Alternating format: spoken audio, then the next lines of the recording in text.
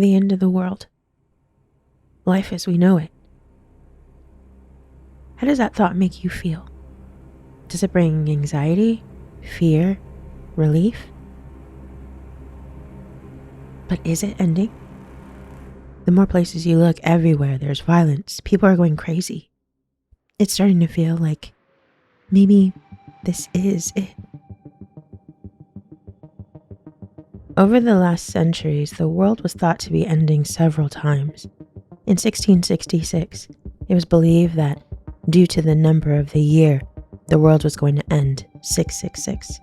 Coincidentally, the London Fire happened that year in 1666, so as you can imagine, that sent some people over the edge.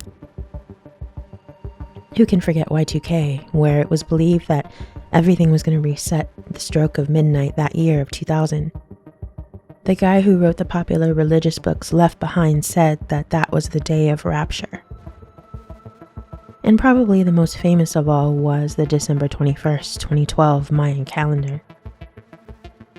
But is it this time?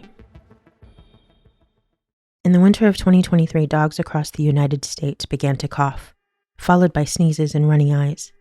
Pet owners were shocked to return home from the vet without their beloved family members. Dog flus are pretty common with things like kennel cough, etc. But it became clear very soon that this was a new respiratory illness that was infecting and killing healthy young dogs. Despite ongoing efforts, science can't explain the cause of it. And while most dogs do recover, it's a real concern that since dogs are in such close proximity to humans, the bug can mutate to infect people. There's a perfect deadly mix of weather that can cause someone to die while even in the shade. A wet bulb event, or wet bulb weather, is a mixture of too hot and too humid heat. To cool ourselves down, we sweat. Our sweat evaporates and our body cools down. But in a wet bulb event, it's too damp outside due to the humidity, so your sweat doesn't have the ability to evaporate, so you can't cool down. In 2010, it was considered to be 35 degrees Celsius with about 75% humidity to be the wet bulb threshold for the human body. However, later on it's been determined to be much lower due to more data being available.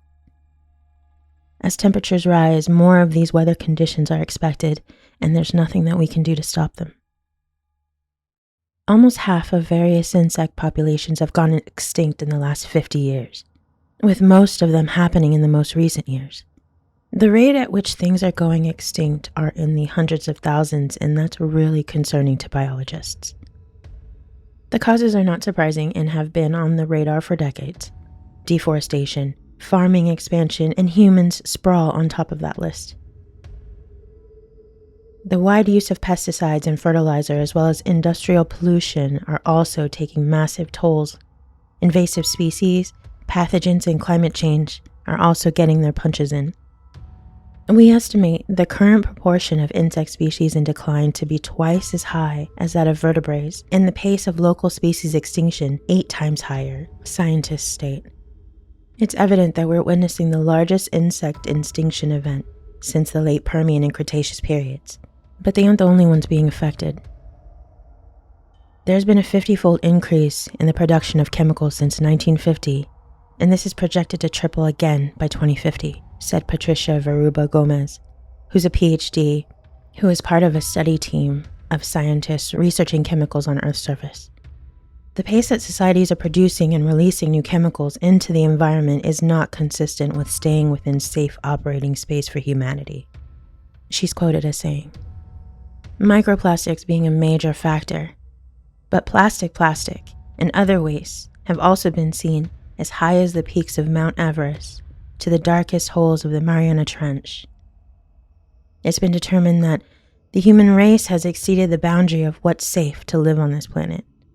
It's difficult to measure since there's no baseline to measure against it, and tons of chemicals that are able to be used with a small fraction of fully being tested for safety are out there." Professor Bethany Carney at the University of Goldberg said, "The total mass of plastics now exceeds the total mass of living mammals, and that to me is a pretty clear indication that we've crossed a boundary." This was the sun. A massive coronal hole that was revealed to shocked astronomers on Earth took shape near the sun's equator on December 2nd and reached its maximum width, which was around almost 500,000 miles within 24 hours. Since December 4th, the solar void has been pointing directly at Earth, shooting solar storms our way. It's pretty well known as to what would happen if we were bombarded by a Carrington-type event, but think about it with me. Your phone wouldn't work. You would be confused. Come to find out, no one's phone worked. You notice the power's out. Stepping outside, you see your neighbors also outside. No power, no cars driving by stopped in the middle of the road, stranded. In the sky above, in the daylight sky, you would see the most beautiful colors, blue, purple, green. Explosions in the distance of power stations can be heard. Fires begin to spread. Planes fall out of the sky with hundreds of people in them. Nothing could have been done to protect ourselves from that, and it would be unexpected.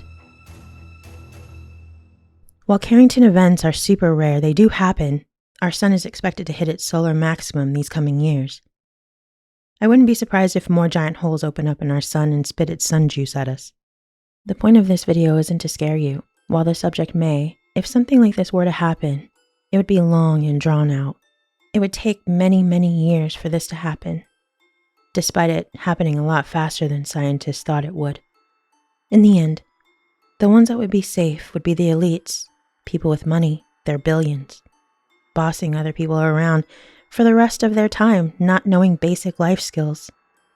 And to be honest, that isn't a fate that I want.